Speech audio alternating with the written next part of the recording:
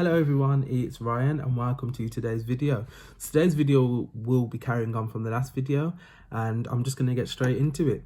So as many of you already know, I was a shift running floor manager at McDonald's and I decided to become unhappy and decided that my passion was still in nursing. So what was I going to do? So what I decided to do is I decided that I need to take this leap, and if I don't take it now, I'm not going to take it, and this is going to be another year committed to not being in something where my heart was in it. And I couldn't let another year go by and me still be in this stagnant position of not doing what I wanted to do and not following my dreams. So I had to make a move. So I started looking at jobs related to healthcare. I didn't want to jump straight back into it without getting a feel of where healthcare is at now. As you know, if you do work in healthcare, if you don't, healthcare evolves all the time. And what I once knew when I was studying and what is going on now will be two completely different things. There'll be slight changes, things change all the time. So anyway, I jumped on Indeed. Oh, excuse me. I jumped on Indeed and started looking for local jobs related to care. So what had come up is I'd saw there was a company and there was a position for a senior carer in a care home. I'd worked in a care home before. I worked in a care home when I was 16. This was alongside my college course and when I first started at McDonald's. And I was used to care homes. I know the running, I know how it works, and I was used to working in one. And I thought it's something that can get me back in the swing of things and help me develop knowledge before I take any more crucial steps. So I applied.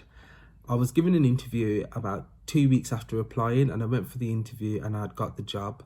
So when I'd got the job, I decided, okay, I need to go full-time here, and I am going to go full-time here. What that means then, I'm going to have to make the biggest step of my life and leave the job that I'd been in for 4 years. In total, I've been at McDonald's for 4 years. So I wrote my resignation, and in my resignation I explained that I was thankful for what the company had given me and what they'd done for me, and also the fact that I have enjoyed my time there, but I need to follow my dreams is the message I was given, and in order to do that I need to part ways with the company. So I'd submitted that to my manager. When I'd submitted this, it was then thrown on to me that I was in line for another promotion, and that was as an assistant manager at McDonald's, which is a salaried position. And to me, that was kind of like, oh, I was kind of like, okay, but in my heart, that didn't change anything. It was nice to the fact that they considered me, but that wasn't going to stop me this time, because I know if I took that promotion, I would not be moving forwards. And that is exactly what I wanted to do. So I politely declined it and handed in my resignation the same way, and within 3 to 4 weeks I'd left. So I'd preparing my first shift at the new job, and I'd gone in and it just felt nice to be back into somewhere related to healthcare. I was given my orientation and shown the layout of the home, what goes on, as there was different floors and different units, and what my job role involved in that setting. I'm not going to go too much into that because I'm going to do a separate video on obviously being a care worker and being a senior care worker in a care home. That's going to be a completely different video, so stay tuned for that. And then during this time I spent about a month and a half at this position, and then I left. I didn't leave due to the fact of me disliking it.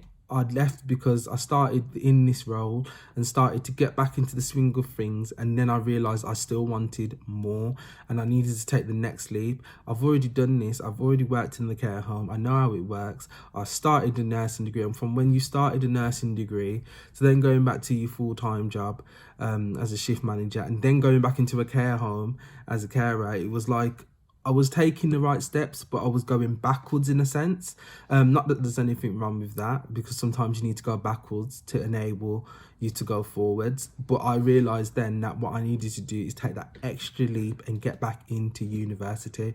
So that is what I decided to do. Another reason why I did leave the home earlier than expected, and I didn't keep a bank position there which was offered, was due to the fact that they were always putting me on nights. My first 3 weeks I was on days. I enjoyed the day shift. It enabled me to have a good balance of life and social aspects of life and spending time with people. And then after that 3rd week, once I was fully inducted, I was always on night shifts, and literally it would be like 4 in a row and then 3 and then 4, and I just couldn't hack doing that many nights. And obviously with suffering in the past with problems with sleeping patterns and whatnot, it wasn't appropriate, and I just felt constantly tired. It just didn't agree with me. I don't mind doing nights, but I can't commit to them full time. As you will get to know, whether you're in healthcare or joining healthcare, you either love nights or you prefer days, or you can do a mix of both. I personally can deal with doing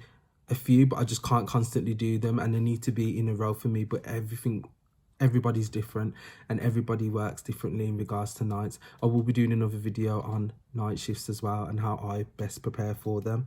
I'm just looking at anything else I'm going to be covering in this video. So no, I didn't stay. I'm going to keep this video nice and short again, as my next video will be a bit longer. But in the next video, I'm going to discuss why how I took the leap and how I kicked myself, and also I started doing a bit of agency work as a healthcare assistant while I was waiting for my confirmed place at university, and the gap between starting at university. So that would be the next video. I know this one was short and brief, but thank you all for watching. Thank you for everybody that's liked, commented and subscribed. If you haven't, please do. Thank you for everyone that's continuing to support me, and I hope you all have a good day and continue to maintain social distancing, as they say, and stay safe.